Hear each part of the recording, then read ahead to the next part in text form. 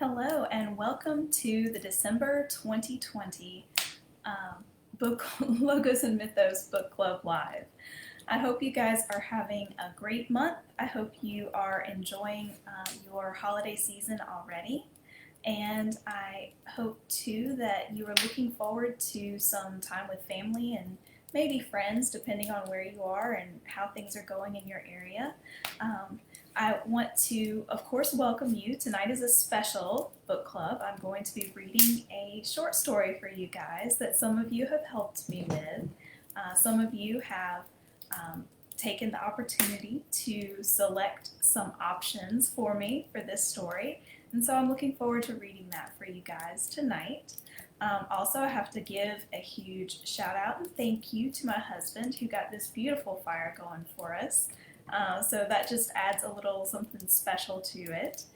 And while you guys grab a drink, grab a blanket, and even grab your family, I wanted to just give some brief introductions. So and I said that you could grab your family. This will be a family-friendly short story. So if you have kiddos who are still up, who might want to listen in, this is going to be a story of unicorns and winter and snowflakes. So I hope it'll be a lovely magical tale that your whole family will enjoy. So just a brief introduction for any of you who are listening who don't know who I am, maybe you just stumbled upon this. My name is Joy Rankatori, and I am an author. I'm an indie author. I have several published books. Most of them are more realistic fiction, but I really love to write fantasy. So this story is a little bit of a continuation of a much larger piece of fantasy fiction that I have been world building for a number of years now and look forward to doing more on in the coming year.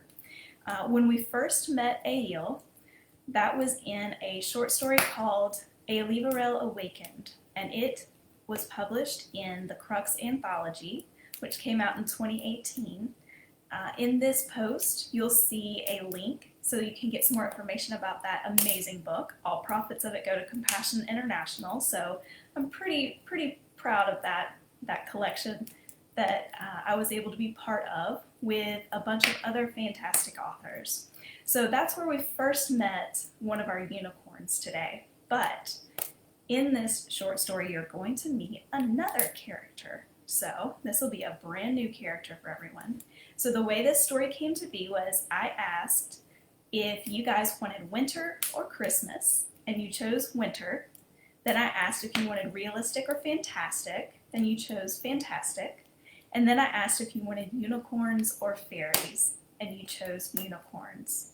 So this is Once Upon a Winter Morn's Reflection. Once upon a wintry morn, dewy icicles shimmered across a meadow. Snow kissed every branch in the surrounding forest, and cold's chill danced through the air and twirled through the manes of two unicorn fillies standing on the edge of a clearing. The shorter of the two lifted her nose up toward gently drifting snowflakes, her nostrils sniffing eagerly. In her excitement, though, she snuffed a little too deeply and let out a sneeze that mussed her mane and blew away all the snow covering her dainty hooves. She looked up, a bleary look to her eyes, and forelock partly wrapped around her horn. She glared at her palomino friend, who snorted a laugh at her rumpled appearance. "It's not funny," Ail declared with a stamp of her hoof. "It's a little funny," Eileen replied, even as she gently smoothed her friend's rainbow forelock and mane with her snowy horn. "Remember when the baby mice scurried into your mother's mane, when the dragonflies frightened them and they kept running frantically in circles because they thought they'd gotten lost in a Wary Willow's maze of branches?" Ail's eyebrows shot up in horror. "It's that bad?" "Not that tangled, dear," Eileen assured her friend with one final stroke to her wayward strands of hair. "Your sneeze did produce a reminiscent look, though." With a final huffy snuff, Aile rolled her eyes and forgave her friend with a nudge of her nose and an invitation. Want to prance through the first snowfall with me? I thought you'd never ask. The fillies danced forward to circle the meadow, their tails curved up and out like fancy maidens, gowns lifted at a ball. The staccato trotting accompanied the melody of whinnying laughter as they grew accustomed to the icy cold into which their hooves sank. Behind them stretched an ever-lengthening ribbon of green tracks in the formerly pristine snow. Back to the start of their track, Aile and Aili tossed their necks to and fro, invigorated by the chill and exercise. With a graceful rise onto her back legs, Aile pawed at the still falling flakes in the air. Her friend kicked out her back hooves as she bucked her way out to the middle of the clearing. Once there, Aili bowed and touched the snow lightly with her horn. It shimmered gold from top to bottom, the light reflecting onto the ground around her. The fallen snow responded to her powers. Flake by flake, the snow rose to swirl around her, tighter and tighter, until it formed into a perfect snow sphere. She reared up and flicked her horn in her friend's direction. The snowball met its target, directly between Aile's eyes. "Oh, you're going to get it now," Aile whinnied her warning as her colorless horn began to glow and red markings spiraled up its length, glowing brighter and brighter. She watched her friend already forming another snowball and waited patiently until it was arcing toward her. With a snort and a horn flick, the sphere stopped mid-air where the wind's invisible currents cradled it, while it doubled in size and then reversed direction. Before Aili realized what was happening, the much larger snowball landed on top of her head. She shook the moisture from her mane and flicked flakes out of her pricked ears. With a snort and a stomp, Aili got back to work. Her golden glow grew, and she formed dozens of snowballs at once, lobbing them all across the meadow. Back and forth the fight went. Some snowballs hit their targets, others missed, as the fillies added in fancy footwork and dainty dancing to their game. The unicorn's laughter bounced off the surrounding forest.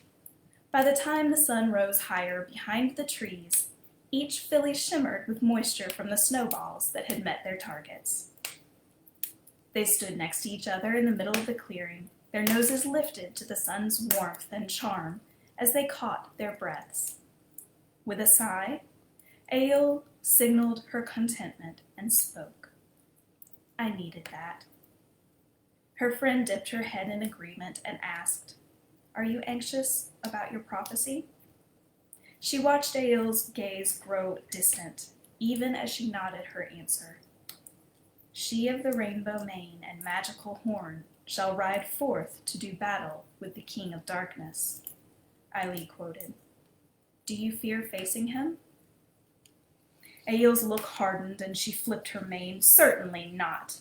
Besides, you left off the second stanza. She of the raven-curled crown and matching markings shall ride atop the four-legged princess, as the two fight as one. I am confident in combining my power with that of the shepherdess." "Then what is that fear I sense coursing through you, my princess?" The whispered question drew Aile to turn to her friend. Head raised proudly, she said, "It is the hidden third stanza that concerns me." "Do you really expect your prophecy to tell you how it all works out?" Ailey's laughter rolled over her friend and eased her tensions. After a few moments of reflection, she asked, "What do you think will happen?"